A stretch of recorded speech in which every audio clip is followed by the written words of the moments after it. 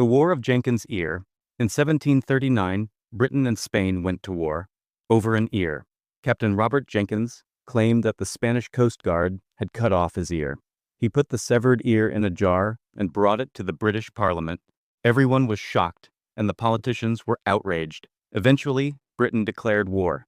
Crazy thing is, this war lasted 9 years. Thousands died. And to think, it all started with just one chopped off ear. Sometimes, one ear is enough, especially if you add a spicy story to it. The War of the Dog. The year was 1925. A Greek soldier's dog accidentally crossed into Bulgarian territory. When the soldier tried to get the dog back, Bulgarian guards shot and killed him. Greece got furious and immediately launched an attack on Bulgaria. This tiny border incident escalated into what's now known as the Stray Dog War. Although the story sounds silly, soldiers from both sides died in the fighting. The League of Nations eventually stepped in to stop it. This proves that sometimes, even a dog running across the border can start a war. The Pig War. This one happened in 1859. While it's not exactly ancient history, it's so funny that we couldn't leave it out. At that time, a war almost broke out between America and Britain, all over a pig.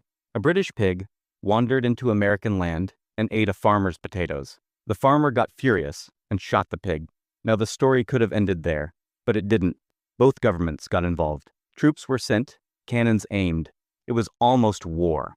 In the end, no shots were fired, except for the one that killed the pig. This might just be the most ridiculous military standoff in history.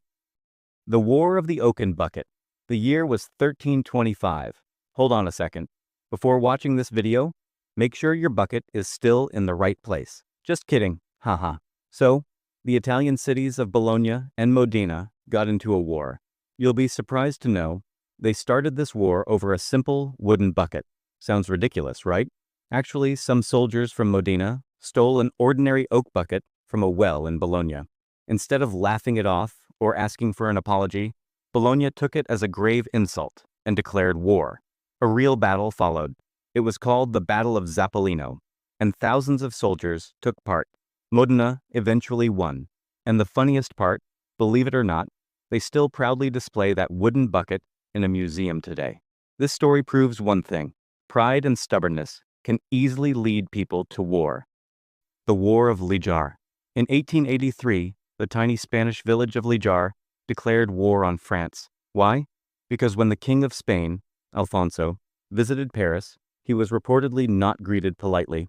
The villagers of Lijar felt insulted on behalf of their king and declared war, even though they had no army, no money, and no weapons. And get this, the war lasted 93 years without a single bullet fired. Finally, in 1976, the two sides made peace. It was truly a unique war, no damage, but full of pride. The Emu War. This one happened in Australia in 1932. Not very old, but so strange you won't believe it. Thousands of emus, big, flightless birds, were destroying crops. Farmers begged the government for help, so the military was sent with machine guns to fight the birds. But the emus were fast and clever. The soldiers couldn't kill enough of them. Eventually, the government admitted defeat, and the emus won. Probably the only war in history where humans lost to a bunch of giant birds. The 335-year war. This might be the longest war in history, and nothing actually happened.